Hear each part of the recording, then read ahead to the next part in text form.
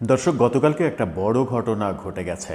প্রধান উপদেষ্টা বিভিন্ন দলের ২০-২১ জন নেতার সঙ্গে বৈঠক করেছেন। তার আগে এই ঘটনাটা ঘটেছে, যদিও গণমাধ্যমে এটা নিয়ে খুব একটা নিউজ হয়নি।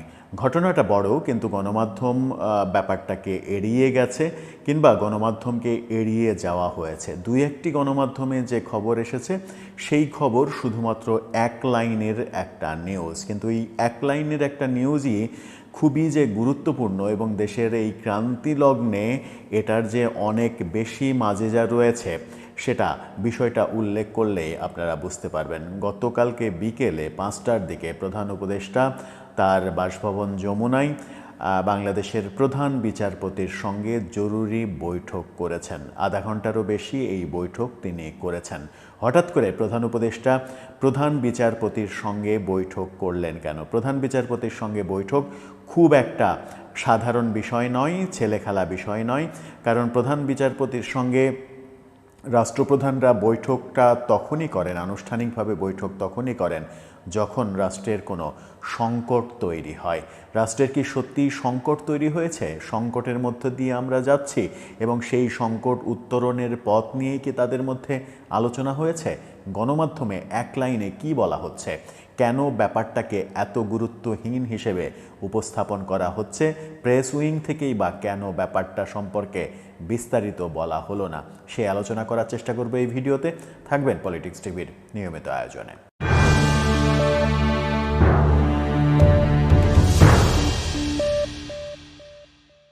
দর্শক, পলিটিক্স টিভির নিয়মিত ভিডিওগুলো স্পন্সর করছে প্রজাপতি.টিভি, নতুন ওটিটি প্ল্যাটফর্ম। আপনারা চাইলে ইউটিউবে, ফেসবুকে, ইনস্টাগ্রামে, টিকটকে দেখে নিতে পারেন। ডেসক্রিপশন বক্সে লিঙ্ক দেওয়া থাকবে, সেখান থেকেও আপনারা দেখে নিতে পারেন প্রজাপতির কার্যক্রম। চলে যাচ্ছি মূল ভিডিওতে। বলছিলাম, প্রধান উপদেষ্টা বাংলাদেশের মাননীয় প্রধান বিচারপতির সঙ্গে বৈঠক করেছেন গতকাল বিকেল ৫টায় তার বাসভবন যমুনায়। এই বৈঠকের কথা শুধুমাত্র প্রেস উইং থেকে স্বীকার করা হয়েছে।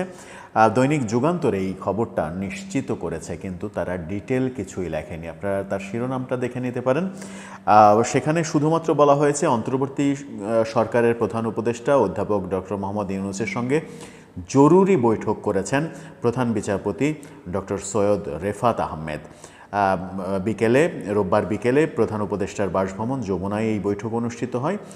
জানা যায়, দেশের সার্বিক পরিস্থিতি নিয়ে প্রধান উপদেষ্টার সঙ্গে বৈঠকে প্রধান বিচারপতির আলোচনা হয়েছে। শুধুমাত্র এইটুকুই লেখা হয়েছে, এর বাইরে আর কিছু লেখা হয়নি। বৈঠকে কি আলোচনা হলো, এবং বলা হচ্ছে যে জরুরি বৈঠক এবং জরুরি আলোচনা হয়েছে, দেশের সার্বিক পরিস্থিতি নিয়ে আলোচনা হয়েছে। যখন প্রধান উপদেষ্টা পদত্যাগের কথা বলছেন, এখন সেই জায়গা থেকে তিনি ফিরে এসেছেন কিনা সেটা এখনও নিশ্চিত নয়। যখন বিভিন্ন দল থেকে দাবি করা হচ্ছে যে উপদেষ্টা পরিষদের অনেকের পদত্যাগ করতে হবে, এবং অনেক দাবি আসছে এই উপদেষ্টা পরিষদকে আবার রিঅর্গানাইজ করতে হবে, নতুন করে গড়ে তুলতে হবে, রিশাফলিং করতে হবে, অনেককে বাদ দিতে হবে, তত্ত্বাবধায়ক ফরম্যাটে ১০-১১ জন উপদেষ্টার দিকে যাইতে হবে।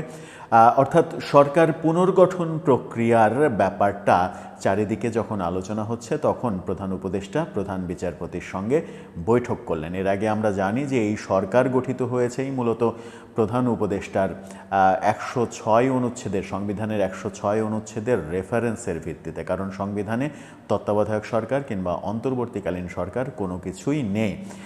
সেই রেফারেন্সের ভিত্তিতেই এই সরকার তৈরি হয়েছে। এখন নতুন করে সাংবিধানিক জটিলতা তৈরি হলে নিশ্চয়ই প্রধান বিচারপতির মতামত লাগবে। সেরকম আলোচনায় কি হলো সেখানে?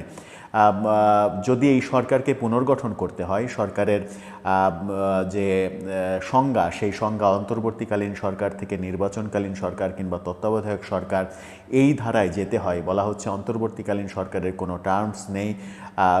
সর্বশেষ যে সংশোধনী এসেছে কোর্ট থেকে, সেটাতে তত্ত্বাবধায়ক সরকার পুনঃপ্রবর্তনের কথা বলা হয়েছে, এবং তত্ত্বাবধায়ক সরকারের সংজ্ঞাতে বলা আছে যে ৯০ দিনের মধ্যে তারা শুধু ইলেকশনের কাজটা করবে, পরবর্তী ইলেকশন করে পরবর্তী সরকারের কাছে ক্ষমতা হস্তান্তর করবে।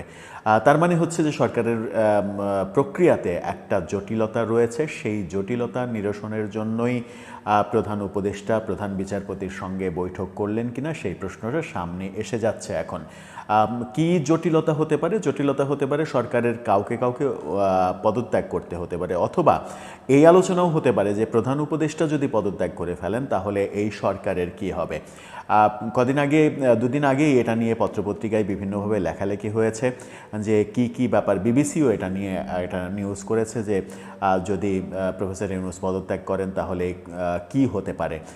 অনেকে বলছেন, অনেক আইনজ্ঞ বলছেন প্রফেসর ইউনূস যদি পদত্যাগ করেন তাহলে তিনি যেহেতু এই উপদেষ্টা পরিষদ গঠন করেছেন, তিনি প্রধান উপদেষ্টা হিসেবে, সেহেতু পুরো উপদেষ্টা পরিষদই থাকবে না, নতুন করে উপদেষ্টা পরিষদ গঠন করতে হবে। নতুন যে প্রধান উপদেষ্টা হবেন তত্ত্বাবধায়ক সরকারের, তিনি যাদেরকে পছন্দ করবেন এবং তার পছন্দের লোক যদি এই উপদেষ্টা পরিষদ থেকে কাউকে নিতে চান সেটা নিতে পারবেন, কিন্তু প্রধান উপদেষ্টার পদত্যাগের সঙ্গে সঙ্গে এই উপদেষ্টা পরিষদের কারোরই আসলে বৈধতা থাকবে না, এমন আলোচনাও অনেকে করেছেন, এমন পরামর্শও অনেক আইনজীবী দিয়েছেন, পত্রপত্রিকায় নিউজ হয়েছে এটা নিয়ে। সেরকম সাংবিধানিক জটিলতা যদি তৈরি হয় তাহলে প্রধান বিচারপতির পরামর্শ প্রয়োজন। সেই পরামর্শটাই কি আগেভাগে করে রাখলেন? হঠাৎ করে বিএনপি, জামাত এবং এনসিপির সঙ্গে আগের দিন বৈঠক, পরের দিন অন্যান্য দল 20টি দলের সঙ্গে বৈঠকের আগে কেন প্রধান বিচারপতির সঙ্গে বৈঠক করতে হলো? তার মানে কি প্রধান উপদেষ্টা এক ধরনের সিদ্ধান্ত নিয়েই ফেলেছেন যে বর্তমান সরকারে একটা রিশাফলিং হচ্ছে, এর মধ্যে এক ধরনের সংশোধনী আনতে চান তিনি, কাউকে বাদ দিয়ে নতুন করে গঠন করতে চান, নাকি নিজেই পদত্যাগ করলে কি পরিস্থিতি তৈরি হবে সেই ব্যাপারগুলো প্রধান বিচারপতির সঙ্গে আলোচনা করে রাখলেন পরিস্থিতি অনুযায়ী ব্যবস্থা নেয়ার জন্য? কোনটা ঘটলো? ব্যাপারটা অনেক বড়, ব্যাপারটা খুবই সেন্সিটিভ, ব্যাপারের গুরুত্ব অনেক, কিন্তু গণমাধ্যমে ব্যাপারটা ওইভাবে আসেনি। আমার মনে হয় যে প্রধান বিচারপতির সঙ্গে এই সাক্ষাৎটা কোনো ছোটোখাটো বিষয় নয়, এটা অনেক বড় ঘটনারই ইঙ্গিত দিচ্ছে। সামনে বোধহয় অনেক বড় কিছুই আমরা দেখতে চলেছি, তেমনটাই মনে হচ্ছে। দর্শক, আপনার কাছে কি মনে হচ্ছে? প্রধান বিচারপতির সঙ্গে এই বৈঠকটাকে আপনি কিভাবে বিশ্লেষণ করতে চাইছেন? আপনার মতামত জানিয়ে লিখতে পারেন আমাদের কমেন্ট বক্সে।